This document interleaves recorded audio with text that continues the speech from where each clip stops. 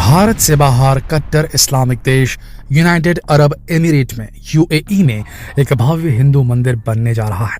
आखिर क्यों यूएई के राष्ट्रपति खुद इस मंदिर को लेकर उत्साहित हैं? भारत और संयुक्त अरब अमीरात कैसे इस मंदिर को लेकर अपने संबंधों को मजबूत करने वाले हैं, आइए इस वीडियो में जानते हैं। अक्सर देखने और सुनने को मिलता है कि विदेशों में हिंदू मंदिरों को तोड़ा गया, जिससे भारत में या अन्य देशों में रह रहे हिंदू धर्म के लोगों में निराशा उत्पन्न हो जाती है। लेकिन यह खबर हिंदू धर्म के लोगों के लिए गौरव का पल साबित होने वाला है। दरअसल इस्लामिक खाड़ी देश संयुक्त अरब अमीरात के अबू धाबी में एक विशाल हिंदू मंदिर का निर्माण यूएई की सरकार के द्वारा BAPM स्वामी नारायण संस्था के माध्यम से बनवाया जा रहा है। इस मंदिर का निर्माण अपने अंतिम चरण में है। इस बात की जानकारी भारत में उपस्थित यूएई के राजदूत हसन सजवानी ने मंदिर की तस्वीरों को शेयर करके दी। यूएई के राजदूत का मानना है कि ये मंदिर एकता, प्यार और सहिष्णुता का प्रबल प्रतीक होगा, जिससे भारत में रह रहे हिंदू संप्रदाय और यूएई में रह रहे हिंदू धर्म के लोगों के बीच आपसी भाईचारा बढ़ेगा। सबसे खास बात यह कि इस नारायण स्वामी मंदिर का बनने का इंतजार यूएई के राष्ट्रपति शेख मोहम्मद बिन जायद भी कर रहे हैं, क्योंकि उनका मानना है कि नारायण स्वामी मंदिर भव्य और विशाल होना चाहिए ताकि श्रद्धालुओं के दिल में बस सके, जिसके कारण भारत के लोग यूएई के लोगों के साथ अपनत्व की भावना के साथ जुड़ सकेंगे। दोनों देशों के आपसी एकता और विचारधारा समान रूप से बढ़ेगी, जिससे भारत और यूएई के संबंध और मजबूत हो चलेंगे। मंदिर निर्माण करने वाली BAPS स्वामीनारायण संस्था के प्रमुख ब्रह्म विहारी दास स्वामी ने कहा कि खाड़ी देश संयुक्त अरब अमीरात में हिंदू मंदिर का निर्माण एक आश्चर्य से कम नहीं है। यूएई में पत्थर से मंदिर बनाना काफी मुश्किल है, लेकिन स्वामी महाराज ने हमें ऊर्जा दी और आज मंदिर निर्माण अपने अंतिम चरण पर है। उनका कहना है 2023 के अंत तक मंदिर का निर्माण पूरा होने की संभावना है।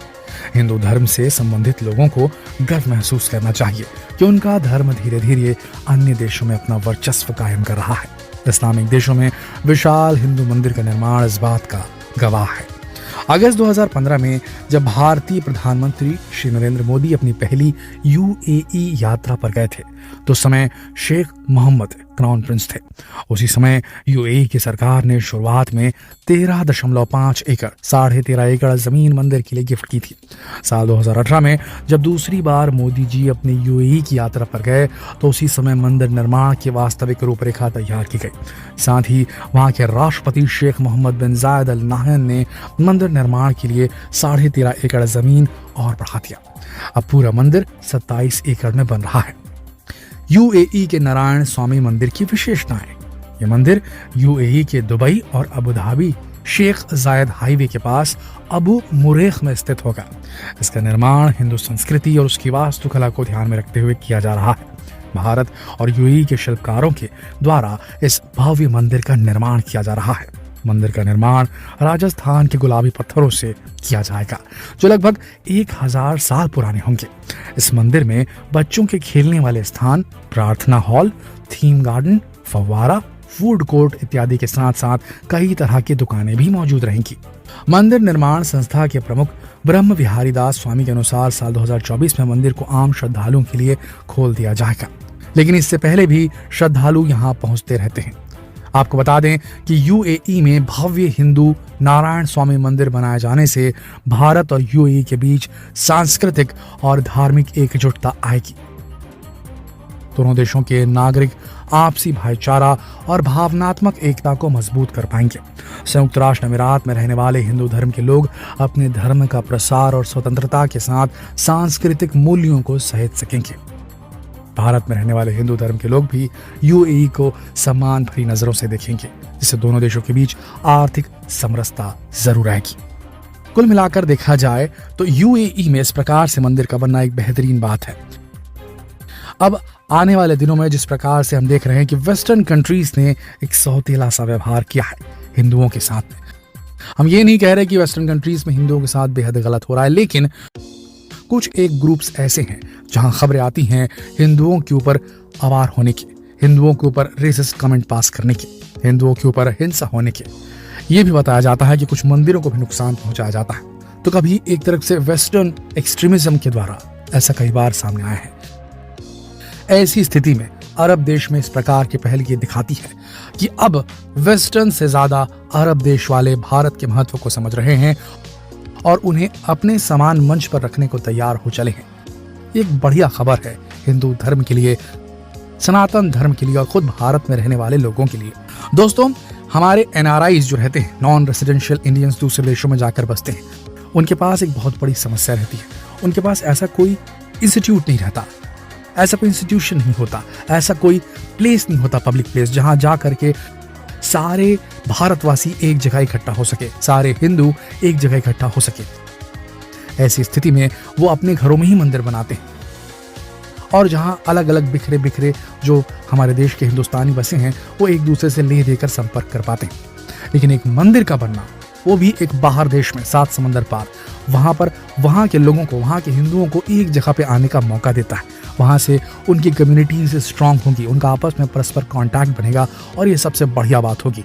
तभी वहां पर हिंदुओं की जो कम्युनिटी है वो एक दूसरे के साथ प्रॉपरली कनेक्ट हो पाएगी और अपनी रिहाइश को, अपने रहन सहन को सही से मेंटेन कर पाएगी, वहां पर अपने मुद्दे उठा पाएगी। कुल मिलाकर मंदिरों की स्थापना दूसरे देशों में वहाँ के हिंदू समुदाय और वहाँ के हिंदुस्तानी लोगों के लिए बेहद ज़रूरी है। ऐसा होने से ये आपस में कनेक्ट होंगे और जितना ज़्यादा जुड़ाव होगा बाहर रहने वाले लोगों का एक साथ, उतना अच्छा रहेगा उनके लिए भी और भारत की परंपरा के लिए भी।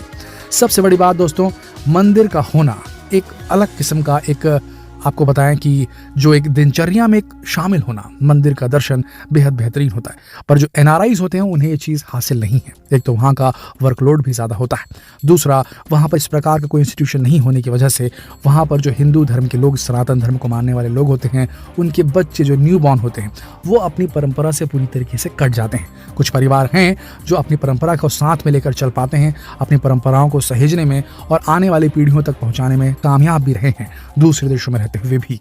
लेकिन फिर भी एक मंदिर का होना वहाँ पर हमारी परंपरा को पीढ़ी दर पीढ़ी पहुँचाने में बहुत ज़्यादा योगदान देगा।